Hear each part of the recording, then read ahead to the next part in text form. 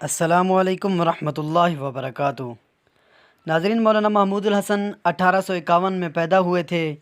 وہ دارالعلوم دیوبند کے پہلے طالب علم تھے اور پھر بعد ازاں انہیں اس عظیم درسگاہ کا صدر مدرس بننے کا اعزاز بھی حاصل ہوا۔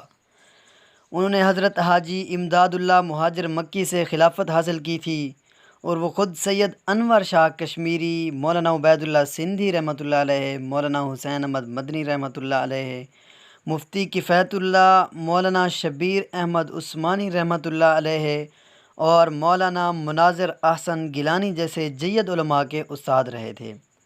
مولانا محمود الحسن نے ہندوستان کو آزاد کروانے کے لیے ایک منظم جدوجہد چلانے کا منصوبہ تیار کیا تھا، مگر اس منصوبے کا راز افشا ہونے کے بعد انہیں مالٹا میں اسیری کے ایام بسر کرنا پڑے۔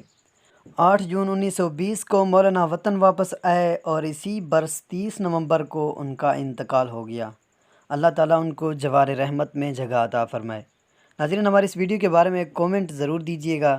ہاں، اگر آپ ہمارے چینل پہ پہلی مرتبہ آئے ہیں تو چینل کو بھی ضرور سبسکرائب کر دیجیے گا۔ والسلام۔